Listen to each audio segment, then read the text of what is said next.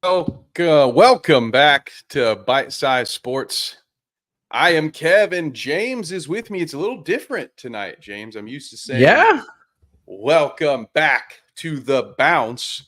And as far as not feeling like an NBA only episode tonight, we're not it's doing very pretty well. NBA. Yeah, pretty NBA heavy right out the gate. Now, however, the finals did just end. So obviously we got to discuss it, and then there's just been a lot of weird stuff happen already. Just today too. So very NBA centric, but it is changing, folks. We haven't got if you haven't figured it out, we haven't got the intro figured out. It just dawned on us in the pre-show. Yeah, a lot of changes in the mix, especially considering the new NBA rules that allow teams to start negotiating with their own players Mm-hmm. immediately after the finals were over. So we've got some news on some re-signs, Yep. some teams that have agreed to trades already, some new coaches that have I been signed. The trading stuff Wild was stuff. weird. I thought that kind of caught me off guard. I didn't know you could do that yet. It's probably just conditional, right? Where they can agree to the terms Probably, yeah. and it'll go live at a certain date. It's What gotta is be up, it. John, in the chat? Johnny boy. LA Snakers. Well, before we get into all the off-season wildness, it's time we might as well tip our cap, say our piece about the NBA champion Boston Celtics. James, we'll let you start things off, sir. Final thoughts on the season in general and your thoughts on the champs. I shit on them, didn't think they could do it, so give credit where credit is due. They were the best team all season, and they were the best team in the playoffs. They were 64-18 in the regular season, and then what'd they do in the playoffs? I had it pulled up and I clicked the wrong way. Would they lose like 2 games in the playoffs, maybe? 3? 1, Yeah, 2, 3. wasn't a lot. They lost 3 games in the playoffs. They went 16-3. So credit where credit is due, man. Like, especially after last offseason where they got crushed, saying they couldn't get it done. Jaylen Brown got smoked, couldn't go left. Tatum couldn't, win the big game. They made some big offseason moves, traded Marcus Smart, got Porzingis in there, and then were able to get Drew Holiday off the trash heap because he got tossed away for Damian Lillard. So big shout out KP winning it. Big shout out Drew winning it. And then also Al Horford, year 17 finally wins one. So I don't like the Celtics, but they were the best team all year. I blame the Nuggets for blowing it in the second round against the Timberwolves, but also overall, not a great playoffs in my opinion. Not a lot of great series. The Knicks-Pacers series was good. The Timberwolves-Nuggets series was really good. That was wasn't much after that. No, yeah, honestly, Pacers Knicks might have been the peak. Obvious bias on my end there, I think but it was pretty good. it was. Now you missed this conversation last week, James. So before I give my thoughts on the Celtics, we in our last segment of guys being dudes, we were just lobbing out some of our nominees for most boring or worst NBA finals that you've ever seen in your life. Man. Where does this one stack up? And do you have a couple that come to mind as far as like, man, this one's up there. Yeah, this one's up there for you. I will agree with that while you look some up. I think, what was it? 02 was in there. Is that when Spurs Nets? Yeah, Spurs Nets. Yep, and they just mowed them down. That was one of the boring ones. I'm sure probably there was that one year where the Spurs just spanked the Heat, wasn't it? That's what I that was one was thinking. pretty boring. Well, Golden State beat the Cavs 4-0 and 17-18. Nuggets beat the Heat 4-1 last year, but I remember that series being kind of like closer than the actual end of it. I'm really just Spurs swept the Cavs, and was that LeBron's first year? That one was really bad. Yes, that was one of the worst. Spanked them. Lakers beating the Nets. Hughes. Talked about that. Yeah, that was the Larry Hughes. Was it Boobie Gibson? Big Z, Judas Ilgauskas. Yeah. Well, maybe Mo Williams. And then farther the back as I can remember it, 01-02 when the Lakers pounded the Nets. But I think that was the Western Conference Finals where I believe the Kings got screwed. Yeah, 01-02, I think. Yeah. So that was an awesome Western Conference Finals, and then just junk after that. Absolute peak of it. So gotta love guys being dudes will stick around into the main program. John Guys being says dudes. that the background is throwing me off. It's interesting. Caught me off guard too. I'm house sitting for a friend, and then actually the old setup is gone. Like it's already been taken down. The shelves are still there, but I'm getting ready to move. But what I did in the short term, because I have a green screen, I took a screenshot of my setup, the original setup in all its glory. So for the next couple of weeks, I'll be using a green screen with my setup as the green screen backdrop. So, and then we'll have an all new studio that will be like the old one, but 10 times better. One hopes. Yeah, because I thought you'd already moved. I was like, dang, that was quick. Like I didn't know you were not getting yet. a house, but I wish, dude. Yeah, I'm all over the place this whole month, but it's sink or swim time, baby. Yeah. But while we say congratulations to the Celtics, I agree with basically everything James said. I mean, hey, we said it going into the playoffs. This was the year for the Celtics to prove it, to put that demon to rest. They had been looked at as the team that couldn't do it. So you can't have it both ways, in my opinion. If you've wanted to shit on the Celtics, so to speak, over all these years because they couldn't get it done, I don't think it's fair to now say, well, everyone they played was hurt. As James said a million times, it's the playoffs. Everyone is hurt. Congratulations to the Celtics. Despite it being boring, one of the more impressive finals runs, I think, when you look at their pretty impressive. Now, I stand by the fact that the NBA screwed the Heat over by making Jimmy Butler play in a bullshit game against a team that was under 500. I think that series is – I think they still win, but, man, that series is a lot more fun if Jimmy's playing. They need to establish requirements for that play-in tournament. You don't need 4 games every year. Some years it's perfectly fine if there's an established 7 and 8 in one conference because 9 and 10 are both under 500. They didn't earn it. They don't deserve to be in the play-in. I agree. Those have got to go. Yeah. Yep. While we speak of things that may or may not have been earned, I wanted to ask you another question about this finals, James.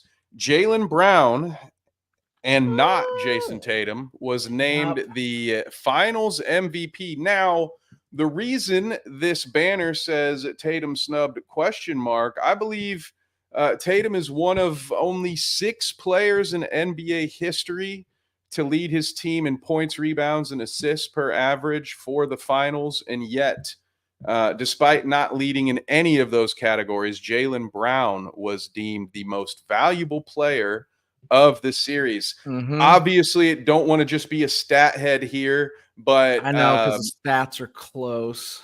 Exactly, and they're close. Do you feel at all that Tatum got snubbed, or are you okay with the call that Jaylen Brown? And you will notice he's hoisting the trophy with his right hand, by the way. That doesn't even trust his left hand to hold a trophy with, if that tells you anything. Yep. Finals MVP. I think John hits it on the head. I thought his defense was huge. I thought he was great defensively. So you can't put that in a box score. Like you said, if you go straight box score, Jaylen Brown was 25-5 and Tatum was 22-7, essentially 22-8 and 7. I thought Jaylen Brown was better in game 1, and that's where I leaned towards him getting it. In game 1, Tatum only had 16. Brown had 22. I thought Brown was really good in game 1. When you look at his stats, they don't look great because he missed 5 free throws. But even in then game 3, in biggest game of the series where they win by 7 at Dallas, he has 30. Now Tatum has 31. I could see it going either way. I'm not mad he's got it. I don't feel like Tatum's gotten snubbed, but I'm sure, as is everything, it's all over ESPN, every sports network right now, talking about how there's no respect for Jason Tatum. Jaylen Brown shouldn't have got it. How all that bullshit goes. And the thing is, they don't give a fuck. They don't care. They do not care. All they cared about was winning. That is true. And I'm going to I had a really good segue lined up, James, and I made myself laugh because another team that only cares about winning. Well, I couldn't even get it out. Monty Williams is out. Hell yeah. I tried to say, speaking of a team that only cares about winning, the Detroit Hell Pistons yeah. are moving on as we see the bottom line changes there. The Pistons fire Monty Williams after one season, owe him $65 million. That headline courtesy of ESPN. James, we've talked a lot about Mr. Monty from all the way back in his Phoenix days. Oh, man. What are your thoughts here? I have, as someone who has been on the what the fuck, why did they hire this man train since last summer, since day one, I am actually stunned to find to owe him $65 million. To just be like, we're good. Also, shout out like my lifetime goal in college sports was to hit it big, get a big time job, and be so bad that I get bought out, and then they have to pay it out. Monty Williams is not doing this. Not only did this once, he did it twice. If I'm him, I'm done. He's got $65 million coming. Look out, Doc Rivers. Someone's coming for your spot, man. Yeah, man. Like, screw it all. I'd be out. It ain't just Darvin Ham. 6 year, $78 million contract they signed him to. Historic deal. 6 years, which I hate to do it because we did it on the front end, but we're here, Pistons, and since you're back in the coaching market, maybe don't give 6-year contracts to a guy who lost the locker room on his way out at his old job. Yeah.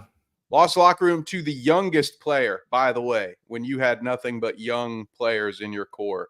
I don't understand what about Monty Williams was so attractive to Detroit. We saw very quickly how when he didn't have some great natural, maybe not natural, but some of the better shooters in the world that understand spacing, that don't maybe need to be coached it.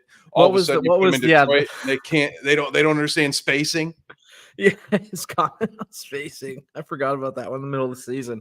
Talking about putting players in the corners to shoot threes, like it was. That's when I knew. Fucking rocket science. Yeah, I was like, maybe they push him into season 2. I was like, I don't know. It depends on how much. So maybe he's fired before the All-Star break next year. But you hear stuff. What like a mess, man! Done. Just a complete mess. And I mean, shout out his bank account because you don't ever want to work in, you don't have to. That is true. And I'm going to switch. I didn't have this one on the docket, actually, but we're still Monty Williams, the Holy Grail.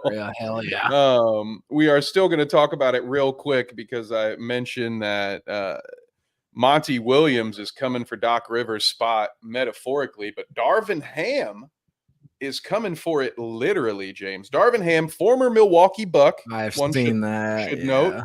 And current Milwaukee Buck assistant coach has allegedly taken the job with the idea that he is the heir apparent to Doc Williams. So for Doc Rivers.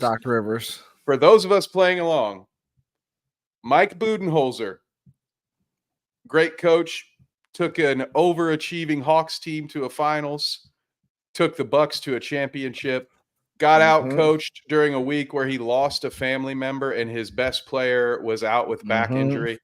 He's gone, gets replaced by Adrian Griffin, who's out faster than Monty Williams.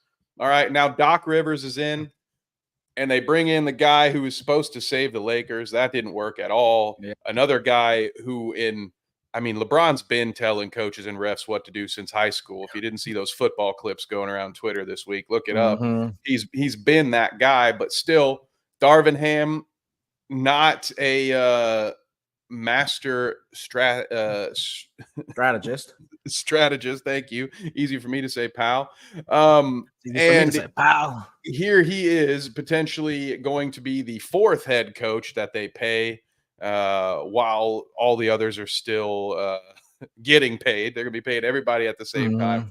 What are your thoughts? Is Darvin Ham really in the running? Would he be better for Doc Rivers? Are the Bucks just screwed? I tend to just think the Bucks are screwed. I hope they didn't just hire him to be the guy. Like, if they did that, It's just the whole Buck situation's a mess. They ran out Budenholzer when he was dealing with some serious family issues. Like, nobody can blame him for what happened. They also, Giannis was hurt and didn't play in the playoffs. So they get wiped in the first round to a team that ends up going to the finals. It's not act like they just got swept right out the next series. Yeah, got out coached by Eric Spoelstra. How dare you? Then they don't want to sign Nick Nurse. You know, they're not on the Nick Nurse train. Giannis doesn't want him, so they go after whatever his face. I can't think of his name right now. Who was doing Adrian Griffin? Adrian Griffin. They were number 1 or 2, or they were up there in the East. Like, they weren't bad. And you fire him because they don't like him. So Giannis doesn't like him. So then you hire Doc, and it's like Doc forgot what basketball. He was like, he forgot like road games were hard and shit. It's just a nightmare, man. Just an absolute mess.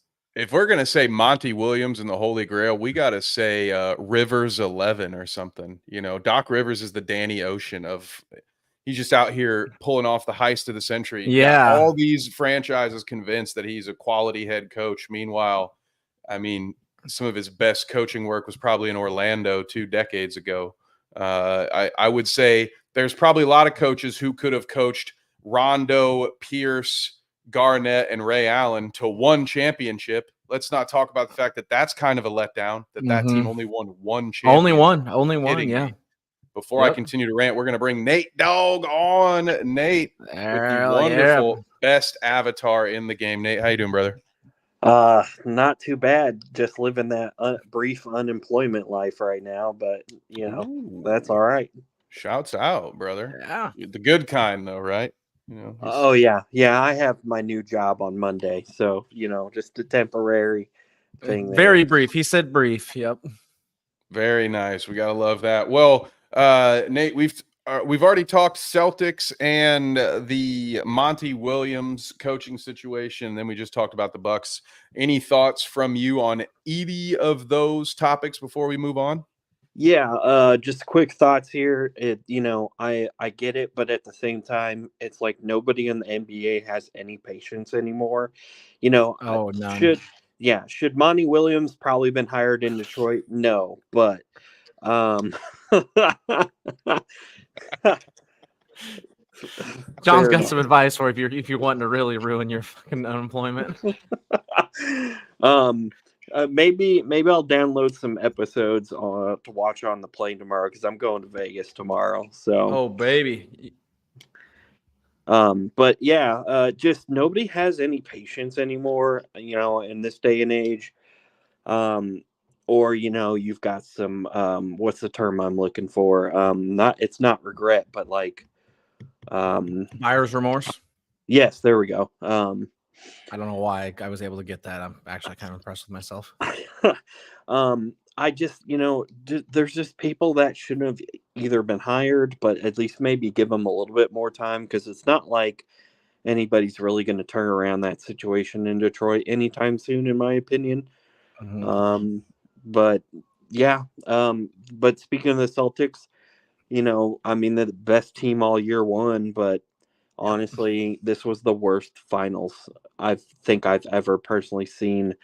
Every game being pretty much, you know, well, a good chunk of them being blowouts, but it never felt competitive like at one time or another. Mm-hmm. Yeah, even that one Mavs win, it just felt like the last gasp of a dying side character, right? The heroic. It's I'm gonna take out 20 bad guys on my way out. You know, it was just like, oh yeah, they thumped him for 1 game and then got beat. Yeah, by 30 again in Game 5. Yeah, that game just felt like Boston's like, oh, let's just throw this one, win it back home. That's how I felt. Yeah, we want to win it at home. It's number 18. That's all I felt there. Yeah. Yeah, not motivated, which again had been one of the knocks against Boston all year was their ability to kind of mentally check out in inopportune times. And obviously, with the 3-0 lead, doesn't really matter as much.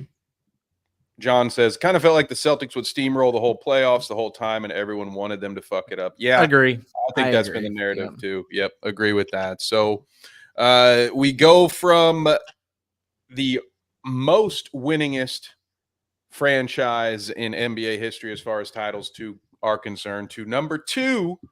Guys, big news. The new look Lakers They have Whoa. added a coach. Despite our best efforts to tell them how terrible of an idea this was, my thoughts and prayers go out to JJ Redick's family and to his coaching career. Unfortunately, sent to an early grave, in my humble opinion, based on this 4-year contract with the Lakers. Nate, we'll start with you since you're new to join us. What are your thoughts on this? I don't hate it. I mean, I think if he gets a somewhat competent staff around him, I don't necessarily think it's going to be a bad thing, even with, LeBron hanging around for the most part, which, I mean, I feel like all three of us are on board that LeBron's going to be a Laker again. Maybe I'm speaking out of turn, but I think this helps. I think that helps. Yeah. But yeah, I mean, I don't hate it. I think, it's why not try something fresh and different instead of the latest, retread in the NBA? Like, They could get Monty Williams. But I don't hate it. I mean, I'll be interested to see what happens, but I've got no problems with it at all. Now, if he hires, scrubs as assistants, then maybe we got some issues there. But aside from that, I think it's fine. Well, we'll touch on at least one of those assistants here in a moment. But before we do, James, what are your thoughts? Are you in the same wavelength as Nate here? Yeah, I think he's got to hire a mega staff. I think that's the important thing. He has to get some dudes around him. Last coach to do this, last player to coach that did this was Jason Kidd with no previous coaching experience when he got the Nets job. And it's taken him a while to get it figured out. Yeah, it was a rough start. Yeah, it's a rough start. I love Redick. I think he's smart as shit. Like, it's a whole different world when you're in coaching. That's a whole different monster. So I'm gonna miss him on the podcast. That's what I'm gonna really miss. I mean, he's great. You think that'll stop? Plenty of players do their podcasts throughout the year. I think that'll stop. I don't think he's gonna try to be like Doug Gottlieb at whatever Mac school he is doing his radio show still. That's good. No one should want to be like Doug Gottlieb. Yeah, he's not in the MAC. He's in the Horizon League at Green Bay. Horizon, yeah. Sorry, he's at Green Bay, isn't he? Yeah. Sorry, I said MAC. I mean, I take that back. I don't want to insult the MAC. Thank you. You know what? Hey, I mean, Midwest Conference, close enough. Yeah. Well, guys, I mean, I love Redick. I wish him the best. I hope it works out. I don't believe it will, but I think with him, LeBron will be back now.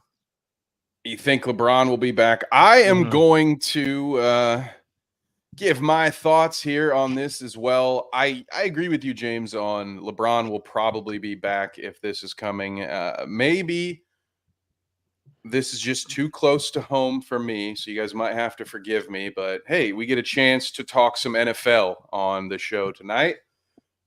JJ Redick, to me, feels like the Jeff Saturday hire with maybe Jeff Saturday plus. Okay, first of all, I don't think Jeff Saturday is a dumb person. I think the offensive line, while he was there, absolutely improved. It was very banged up. It was a very bad offensive line that season. But I think he could have been a good offensive line coach, maybe a great offensive line coach that over time became a quality assistant that maybe could have been a head coach someday. But going into that job, he had coached a high school football team, and that was it. And that's just the Colts.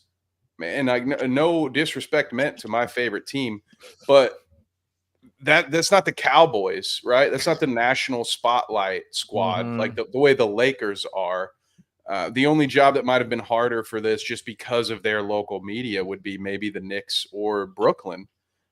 But LA, I think as far as the national spotlight, this is the most difficult job you could have. And you're taking a guy with no experience, putting him with a coach killer, in my opinion. Yeah, he's been a career maker. I don't want to take anything away from LeBron, but he undercuts the credibility of any coach that plays with him or that he plays for because he's got to call the shots. We've seen him jump and stomp on both feet like a child having a temper tantrum because the coach won't do what he wants to do. How is JJ going to be dealing with that? It's very difficult to come in your first job. You're it's title or bust at your job, and you have to deal with LeBron James being at the forefront, essentially being a player coach.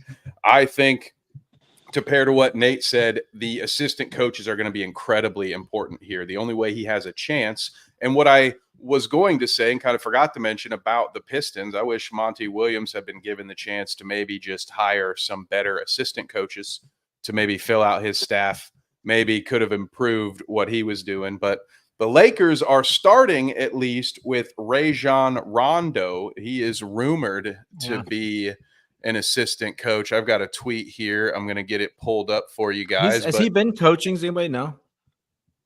No, I have no idea. I don't either. I don't believe so, but per Shams, he is a candidate to join JJ Redick's staff. So, James, we'll start with you. What do you think about Rondo potentially joining the LA staff? I really don't know. I don't have a thought on it. I don't know if he's been coaching or what he's doing. And I don't know. Like, I really have no idea. It could be good, could be bad. I don't have a fucking clue. I want to look up and see if I can find anything on it. That's an interest. It's interesting. Well, I'll say this before I pass it to Nate. What Rondo has going for him is a lot of the better players turned coaches usually start as point guards, and there's a reason for that. Much like the quarterback, the point guard, it's not enough for you to know your spot in the offense. Now, I would argue that any player that wants to be a serious rotation piece and definitely a starter should always know where all his teammates are supposed to be on the floor at all times. But for a point guard, it's a requirement, and it's a requirement as early as JV basketball, maybe even middle school basketball, right? So you have point guards are more in tune to be coaches because they're sort of an extension of your coach out there offensively throughout their career. So I'll give Rondo that. He also made his career being a great passer and a good defender, which I think are two things that are important to be coached well at. So, Nate, what are your thoughts about Rondo as a person or for the assistant coach role? You think he's going to be a good fit with those players? Before I give my thoughts on this, I just remembered it now since James made the Green Bay comment about Gottlieb.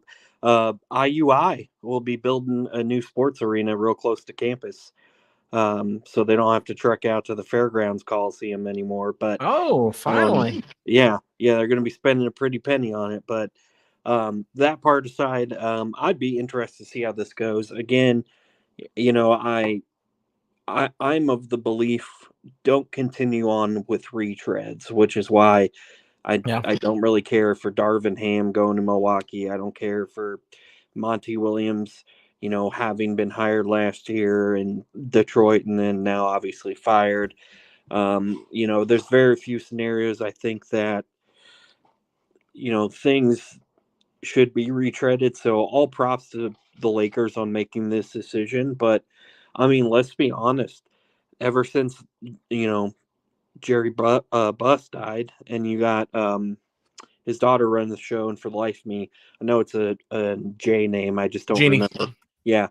I mean, the Lakers are kind of a joke. I mean, they get one COVID championship in the bubble, which again, I forget where I said it. I think it was on one of these shows. It may have been on here. I don't think that was a Mickey Mouse championship or anything like that. But I've changed my tune on that. I used to think it was. Now I give them a lot of credit. They won it. But that aside, with having one of the top two players of all time, I mean, ever since I want to say the last championship, and then Jerry Buss died. I mean, the Lakers are kind of a joke, and they don't have the right people in the right places. So maybe this will be a change in that regard, but I'm not, we'll see. Ooh, what up, Advent? Tough words from Nate. The Lakers are a joke. Hot damn. And yes, what is up, Advent? Shouts out. Hope you are coming back later after this show. I guess it's a good time for a little ad break. James and I will be back talking Star Wars on our sister station, Dweeb. About an hour and a half at 9 p.m. We've got the great Badwick coming on to talk Acolyte with us. So if you guys are not already subscribed and you're fans of all that nerd stuff, come hang out with James and I in an hour and a half. Now, in the meantime, fellas, you'll have to bear with me. We are going to make it about me and the boys here for a second, as Pascal Siakam has agreed to sign a 4-year, $189.5 million max contract extension with the Indiana Pacers. Since I am the homer, I'm going to go ahead and go last. We'll kick this one to you first, Nate. What do you think about Pascal Siakam re-signing with the Pacers? Are you finally going to go catch a Pacers game now?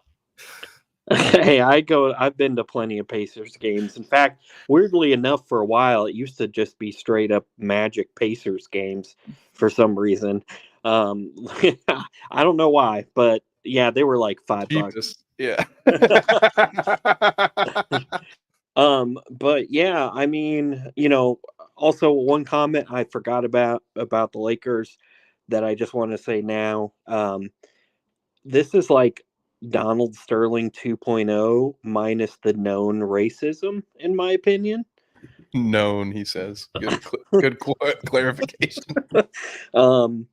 I just wanted to throw that out there. But yeah, if you could see me, 2 thumbs up. But as my cat doesn't have thumbs, he's given the heads up there. 2 paws up. Yeah, there we go.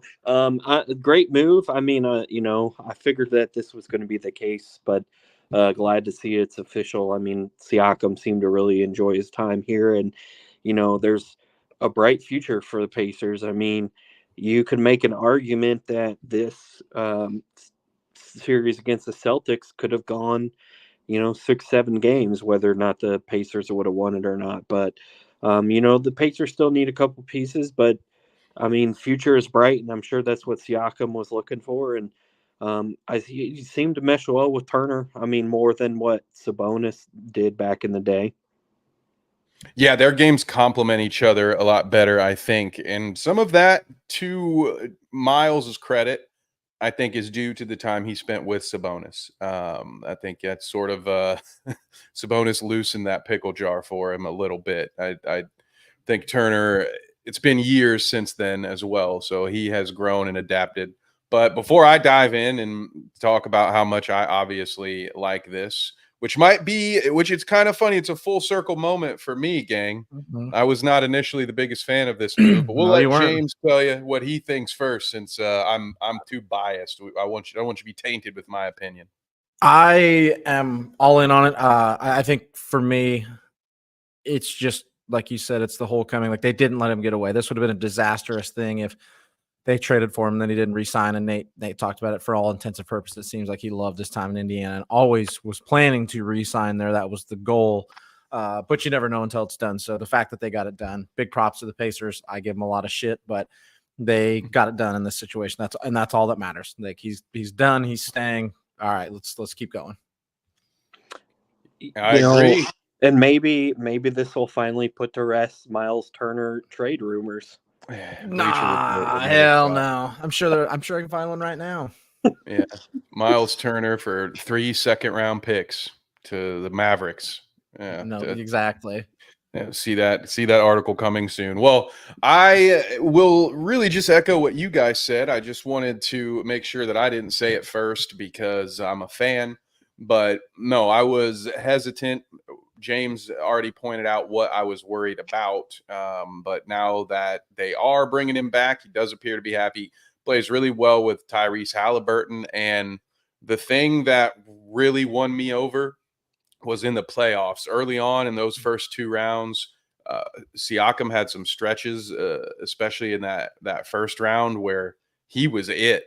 Halliburton did not start off well against Milwaukee, and Pascal, there was a game had some of the most efficient games in NBA history and NBA playoffs history, while not shying away from taking shots. And obviously, James is going to hate this next part, but you guys know how much I love the mid-range game, and watching Pascal Siakam, mid-range savant, that face up. He's got those Hakeem Olajuwon pump fakes and spin moves, and he's got that soft pull-up jumper from the mid-range. I love it so much. They are a few pieces away, as Nate pointed out. They're already mentioned in a lot of rumors pieces because Jarris Walker showed a lot of promise both in the G League and in his very limited playing time because Obi Toppin stepped up in the playoffs as we thought he would as well. So now Obi Toppin's playing really well. Jalen Smith is most likely gone. Poor guy left that Phoenix situation and ended up in a similar one in Indiana where he's a good player. There's just only so many minutes to go around. You got Pascal, you got Turner, and now Jarris Walker is looking like a similar player. So Mikal Bridges was a rumored player they were going after. It sounds like the Nets are just not interested in trading him to anyone for any reason. But their OG Anobi, of course, multiple screenshots and photos of him whispering to Halliburton in post games and stuff. So obviously the Hoosiers connection there. People wonder if he may come home, but it kind of scares me for the same reason it scared me when they brought Pascal in. This is a good, talented young core. I'm assuming they'll be able to bring back Andrew Nemhard. He is going to be due for a big raise here very soon. Based off that playoff is he on year 3? Is that right? I think so. Yeah, I think so. You would have to fact check that, but yeah, he's gonna be. Right. He's gonna be the next to get like a Gabe Vincent contract. I don't know quite Jalen Brunson status, but they've got a lot of young pieces. I don't know what moves they're gonna make to try to set themselves up for that next that finals run, that next stage in their playoff evolution, but.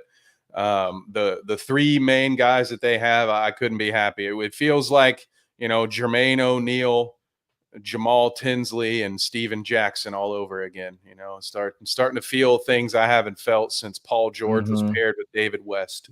But this time it's David West in his prime, not at the end of his career. So who's going to be Meta World Peace then in that scenario? Oh, how dare you, Nate? I'm finally having a good day as a Pacers fan, and you have to mention that guy's name. I swear, it's like inviting a troll into your own studio. Yeah, you really did. You sent the invite to him. It's your own fault. You invited the troll. He's just here to fuck with me. You did it. You set this. You did this. It's all my fault. I didn't say Meta World Peace, or I didn't say Ron Artest. I just said Meta World Peace. Meta World Peace doesn't exist. You don't get to call yourself Meta World Peace when you jump into the stands and punch the wrong guy. Idiot, absolute idiot. I cannot stand. I have a lot of secondhand anger towards my fellow Pacers fans that have welcomed this idiot back with open arms. They're like, "Oh, let's invite him to playoff games. Have him start the engine or do some cool stuff. No, let's not. Let's remind him that it should have been the Pacers dismantling Karl Malone and a washed up Gary Payton in 2004. It shouldn't have been those damn Pistons. It should have been us if it weren't for Ron Artest and his stupidity. Nah, he's dead to me. Let him go back to the Lakers. Let him be their problem. Meta World Peace my ass, dude. So you're telling me this Ron Artest jersey I got you don't want?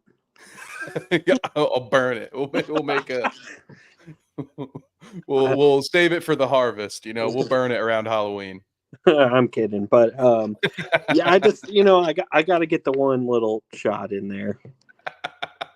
No, I did. Hey, I love it. Keeping me on my toes, much like the Chicago Bulls. James, they finally did it. They finally made a trade. They did it, Kev. It took them 2 years, but they made a trade. Just not the good kind like you want. Wait for it, guys. Here we go. You ready for the details? Make a trade. Alex Caruso to the Oklahoma City Thunder for Josh Giddey.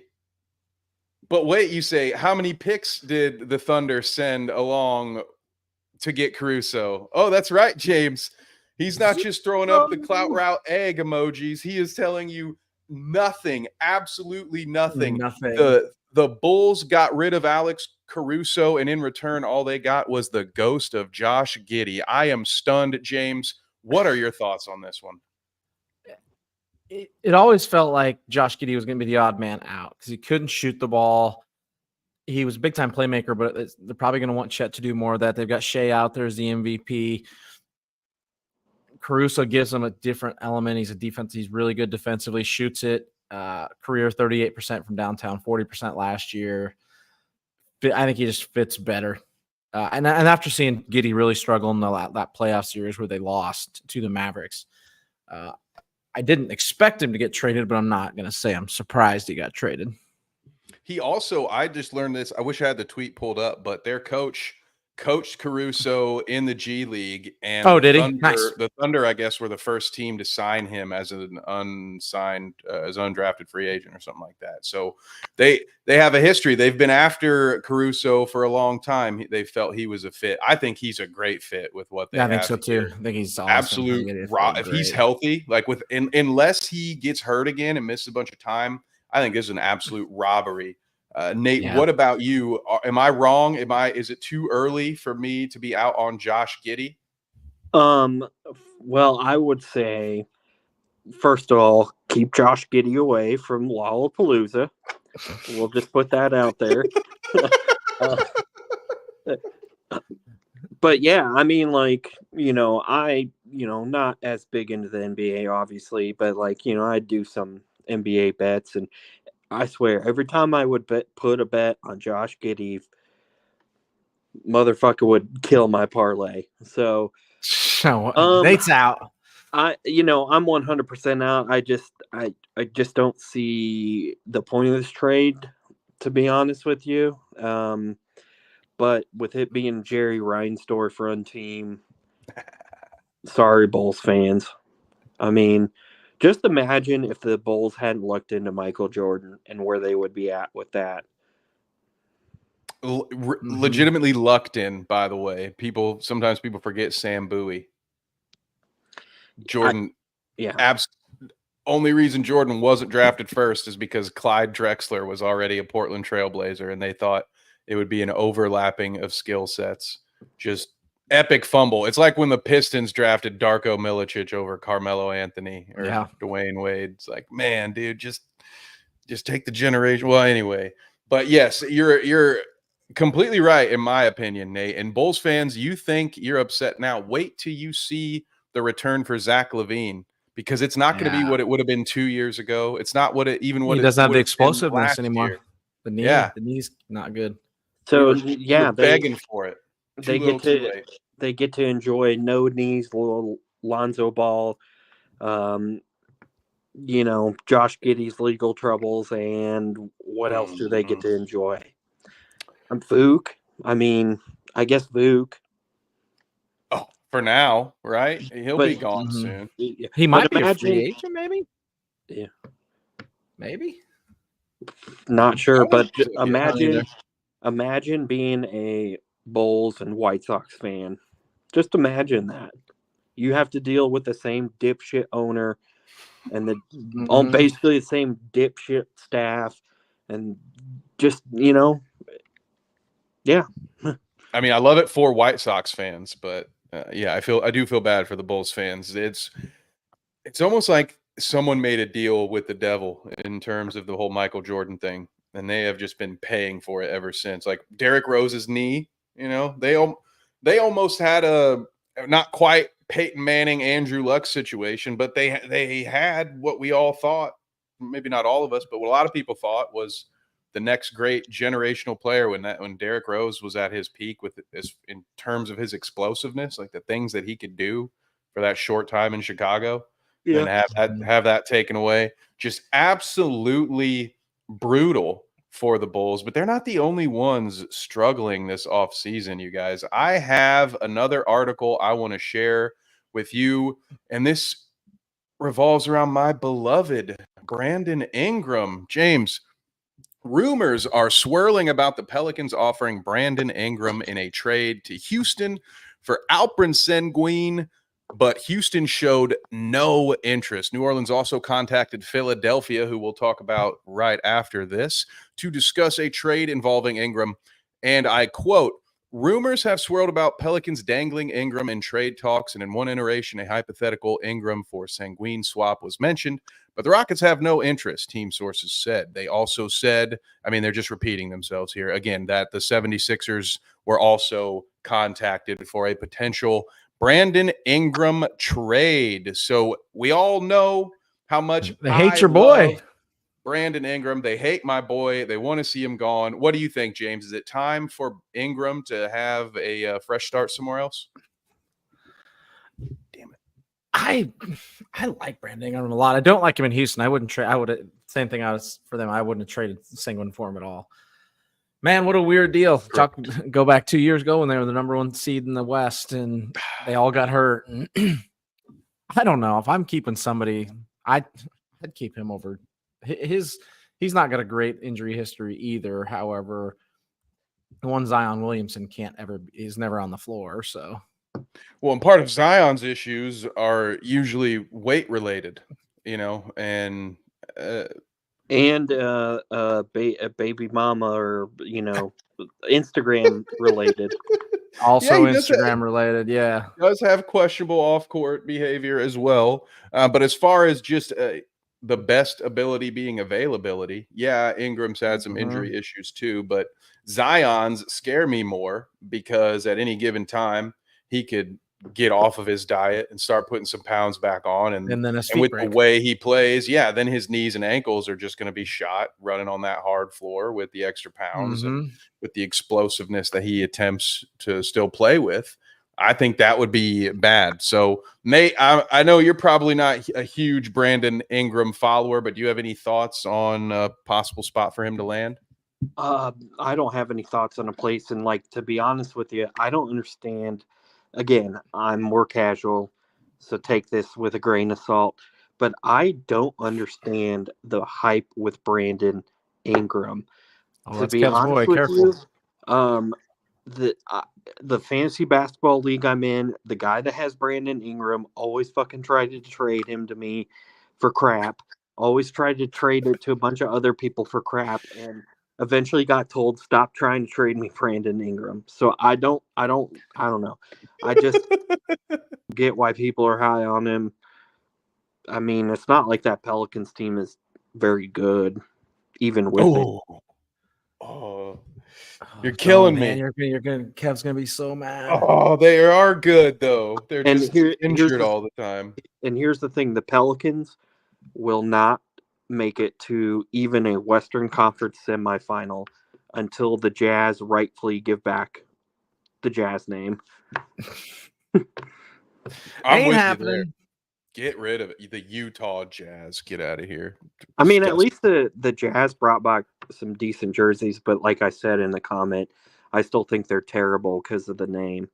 Yeah, they went from the worst jerseys all time back to decent ones just by using ones that are 30 years old. But I'm with you there. Definitely an upgrade. But speaking of upgrades, Paul George has been rumored to go to a lot of places. A lot of places is correct.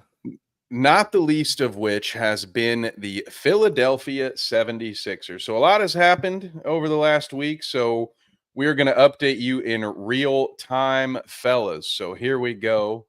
This is Joel Embiid on NBA Countdown. Let's get this going.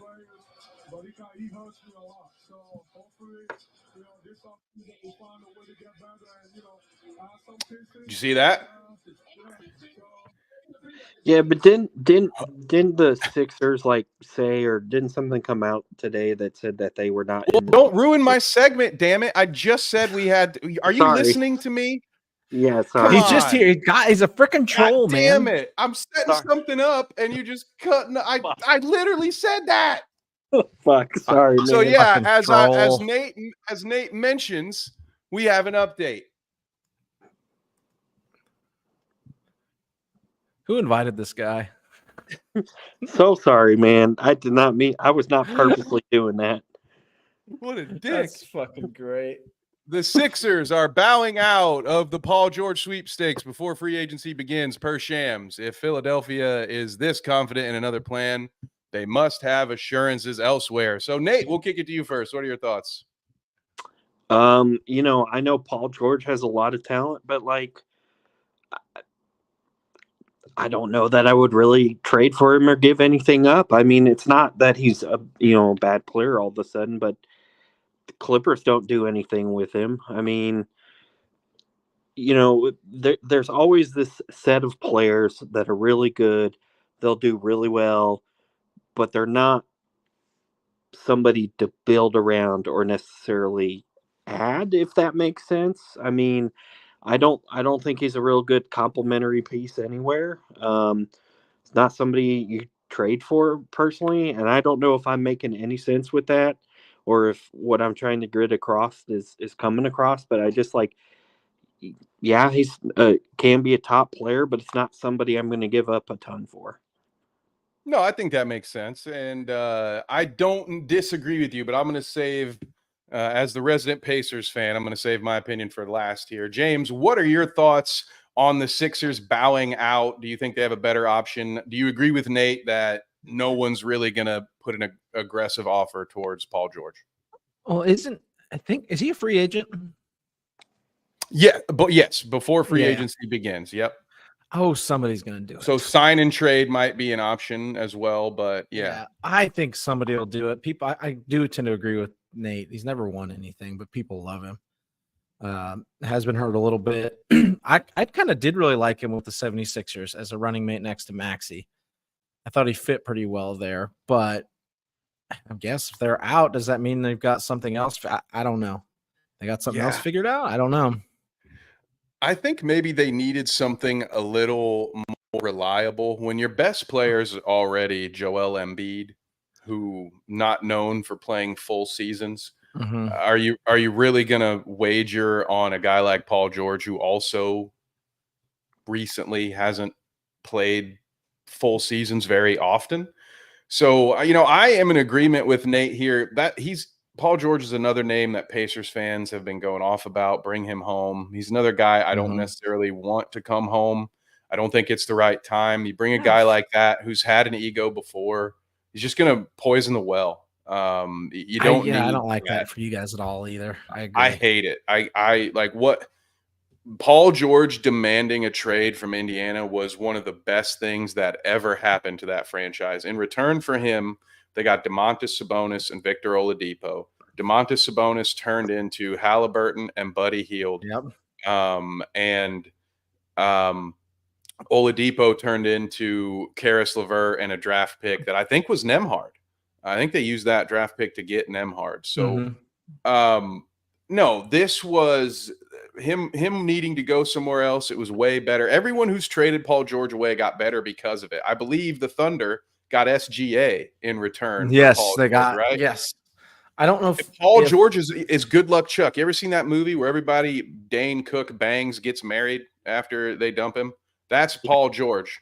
Every team, he's like every player to ever play for the Cubs in the 90s. As soon as he leaves, unlike the Cubs, the team gets better. He's just a curse, I think. I don't know where he's going to end up, but if it were my money, I'm not trading any assets for Paul George. I'm not leveraging any part of my future for 30 games of Paul George, just so I can be teased with what might have been. So I can yeah. have a Shea was good team in 2K. Shea was a part of the trade for Paul George. He played for the Clippers his first season. Yeah, And just fleeced every time. I also tend to think here. I mean, a buddy of mine mentioned this, but maybe we're kind of going away from that like big three era. Not saying that Paul George would be, make this a big three or anything, but you got teams that have been killing their depth and Mhm. they're not very successful in the postseason, compared to, you know, obviously what Boston did. I mean, Boston made some trades to get some stuff, but, they're two guys. That's homegrown talent right there. Yep. So, I think at this point, Pacers, I'm not saying Pacers don't need to make a trade or make a signing, but don't give up stuff to necessarily do it. Yeah, I'm in agreement there, and you're right on the money in my opinion. You look at Boston, you look at Milwaukee before that. They were a very deep team the year that they won it. Boston, yeah, it's Tatum and Brown, but people outside of Boston or outside of hoop heads like us don't appreciate Derek White the way that they should. How great of a player he's been for them. Drew Holiday has, of course, maybe not the same Drew Holiday that he's been in previous years, but that's a all-star level guard right there. Great defender. who can finish. Maybe not the best outside shooter, but the Celtics, they had so many pieces. Al Horford, 17-year vet who can still defend the rim a bit and can hit those outside threes. I mean, they had a lot of depth around their players. And then you look at Phoenix, who has, three, maybe not to me personally, but in a lot of top 100 NBA players list, the Suns would have 3 top 25 guys for a lot of people, and then no one else. And there's just no and depth. they're running Bull out there. I mean, no offense to Bull, but when he's getting some minutes, I think you're having some issues. Yeah, when Grayson Allen's the best player on your bench, it's you're not gonna be playing deep into the summer, in my opinion. But boys, that actually rounds out the run of show today. That was all of the topics that I had. Now there are 2 with some question marks at the end because, as always, we want to talk about more sports. It's not just our hoops show anymore. So Nate, I'm going to start with you. I was actually going to start. I was going to ask you about baseball first, but I see NASCAR season is on your header, so we're going to start with 2 topics with you. Any big NASCAR news or updates? Anything you want to talk about while we're here? Yeah, I mean, this is as of last week, last Friday officially, but it was kind of rumored before. Martin Truex Jr. is retiring from full-time competition at the end of the year. I kind of figured it was coming just because his situation is kind of his crew chief's kind of ass, let's be honest. So there's just a lot of they're just having some struggles this year, and with that also, Stuart Haas is going under as well. They're closing up shop at the end of the year. Although I say that and come to find out, the Haas portion, Gene Haas, if you guys are familiar with like Haas CNC machines, I don't know if you've worked in a factory or familiar at all, but that's a Haas CNC fame. Also has a Formula One team that's pretty trash too, generally at the back half of the field. They're closing up shop, but Haas is going to have a car and 2 cars in the Xfinity Series, which would be, you might know, as the Busch Series from back in the 80s and 90s. Fuck Kyle Busch. Kyle Busch. He's not having a great year either. Good. But those were the 2 big things. NBC is now on coverage, and Fox does terrible at coverage, so it's a welcome sight to see NBC in play here.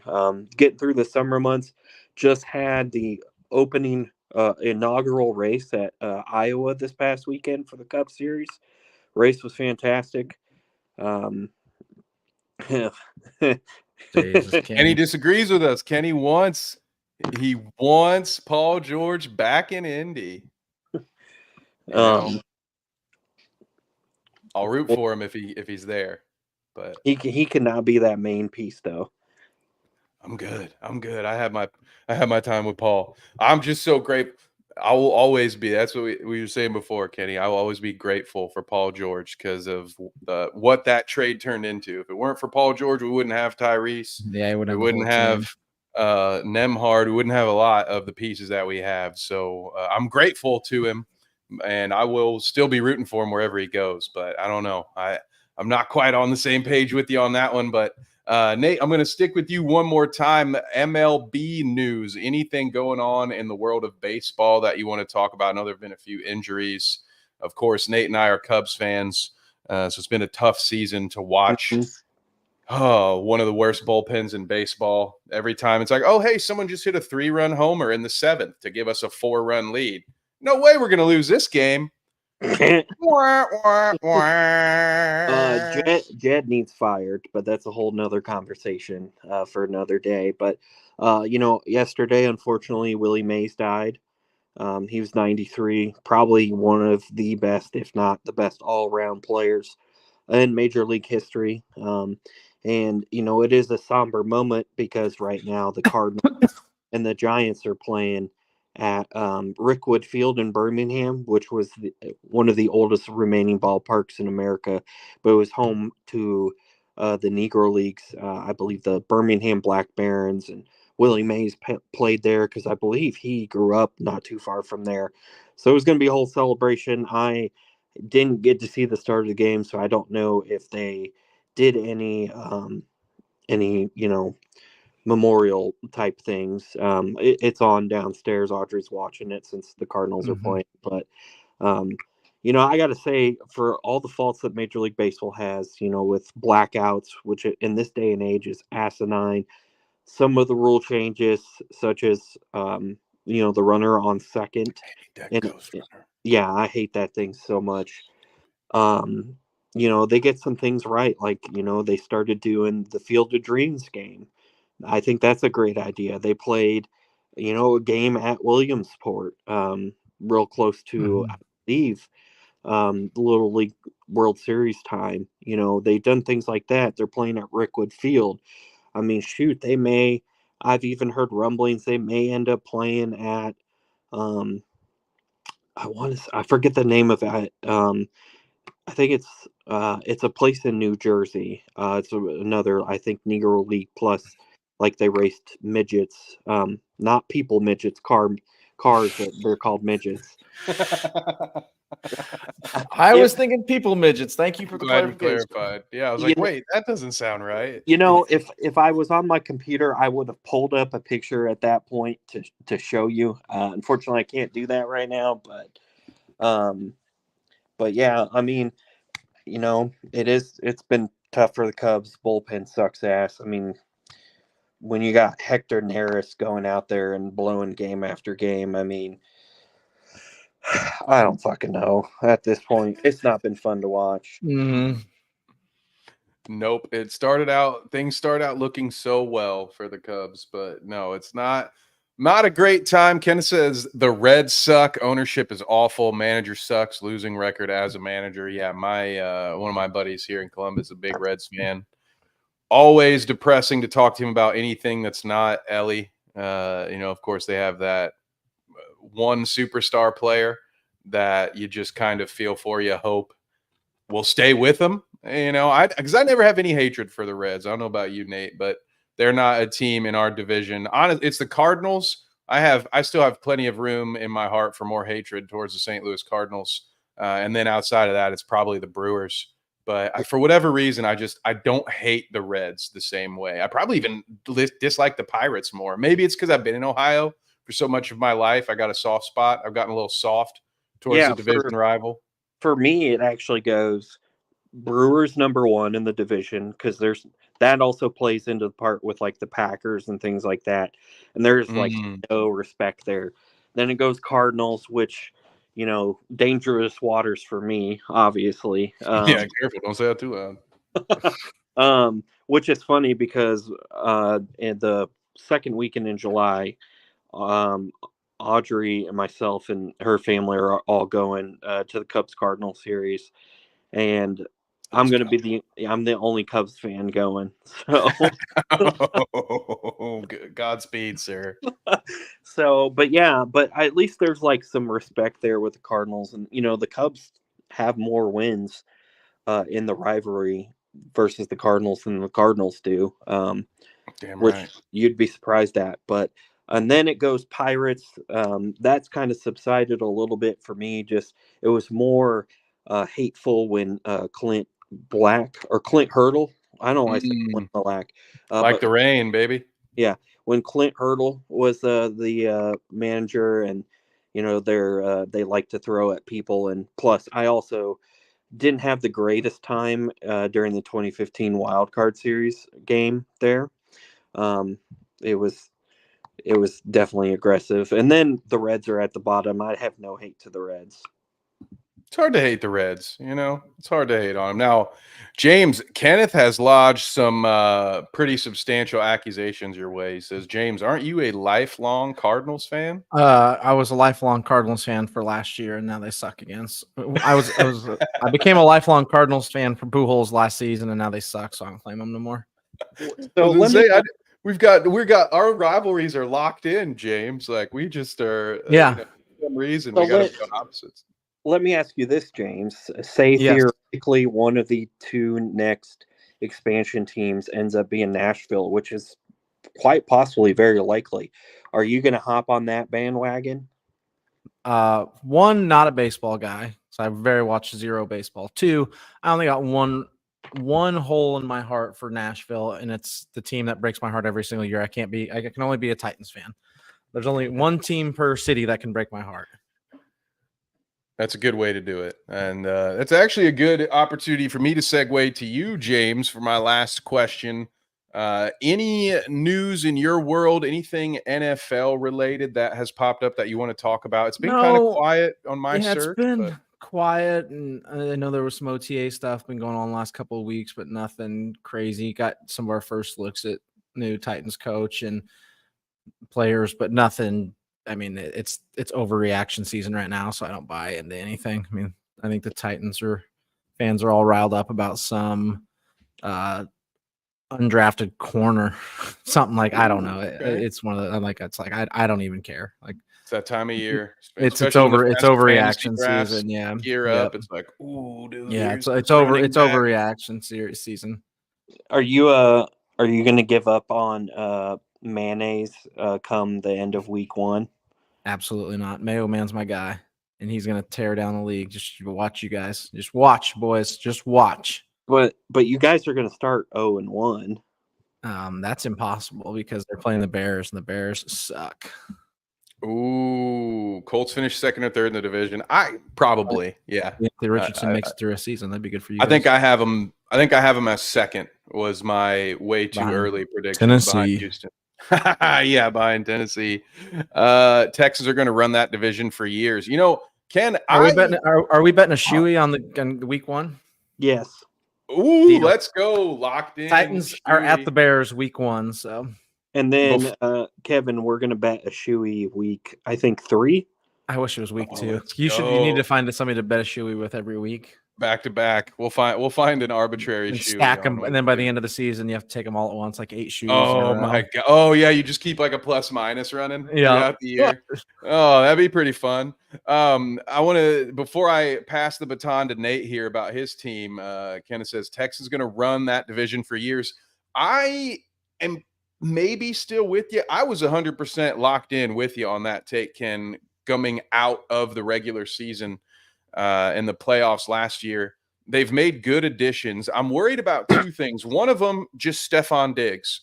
There's a lot of other talented receivers in that room, guys who are going to get open, guys who are going to demand the ball as well. I don't think Stephon does really, really well with not being the center of the quarterback's attention. And also, CJ Stroud has maybe crossed the threshold from confident to cocky.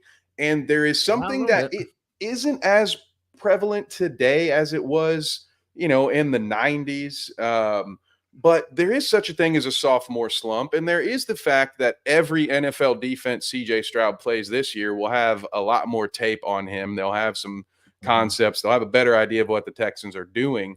So part of me wonders if the Texans don't stumble out of the gate because they're a little too confident in that starting under center with Stroud. Now, don't get me wrong. Long term, I still think they're going to be just fine. But I think it might be a little more difficult for them this year. I could almost see them not quite to the extent that it happened with Jacksonville. Jacksonville going into last season, it was their division to lose. Remember, all I heard was it's the Jags and everybody else. And then we saw how that turned out. I don't think it's going to be quite that bad. But I think if the Texans don't start out great, the Titans and the Colts might be right there. I feel bad for Jags fans, but I think they're in the basement again this year. I think so. I think they went the wrong direction fast. Yeah, unfortunate. Nate, how are you feeling about your Chicago Bears and their new franchise quarterback? Well, I just want to say if there is a sophomore slump in CJ Stroud's future, maybe he should listen to Mark Grace's School of Slump Busting. Love a Mark Grace promo. But anyway, though, terrible joke aside, very hopeful, very hopeful, very excited, fully expecting. Well, I don't want to say that. Fully on board with a playoff appearance. Definitely will feel good about at least one of the 2 games against Green Bay. In my opinion, all I want for this year is a nice playoff appearance and at least beat Green Bay once. For the love of God, beat Green Bay one fucking time. Please. I don't want. I will be absolute. Sorry, Michael. I know you're not probably not watching or listening, but I will be absolutely insufferable when and if that happens. So, but yeah, I mean, I'm full hope. Could still make some improvements to the line, but lots of weapons, and like this is legitimately the first time there have been this many fucking weapons, and I'm very excited. Yeah, if only Justin Fields had any of those, he might Oh. not have Or had to kick him to the curb.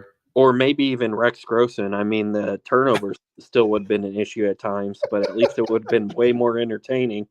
Yeah. Oh, that's true. Well, I'm rooting for your boys. Of course, I'm obligated due to some family situations. I'm surrounded by Bears fans in my life, so I hope that you guys are good because it makes my Thanksgiving and Christmas just a little bit better. So, guys, it has been a wonderful show. Thank you so much to everyone watching, first and foremost. But thank you, Nate, for joining James and I tonight. Definitely helped out. We had to pivot because our Dweeb show is actually tonight at 9. So this being our first non-bounce Thursday night show. Greatly appreciate having you on, brother. And thank you, as always, James, for being my partner in crime. But we'll start with Nate, sir. Where can the folks at home find you? Just Bite Size Nate on Twitter, and sometimes at the local racetrack, drinking a beer. Let's go. I know I need to meet you up for one of those soon. And James, I know where I'm about to find you here in 40 minutes, but where can the folks at home find you throughout the week? 40 minutes we'll be back live, and then every Monday you can catch us 9 p.m. or no, what time do we go? 6? It's been so fucking long since I've been on that 6 p.m. show. Yeah. 6 p.m. Talking all nerd shit on the Weekly Dweeb, but otherwise catch us here in about 40 minutes on the other station. That is correct. Now, normally those Dweeb shows are Wednesday night at 9, Han shot first. So if you are a Star Wars nerd and you want to join our Acolyte therapy session, those will be reconvening next week, tonight. Wednesday at 9 p.m. But tonight will be a lot of fun. Of course, you can catch me and James right here in our normal time on Thursdays, 9 p.m.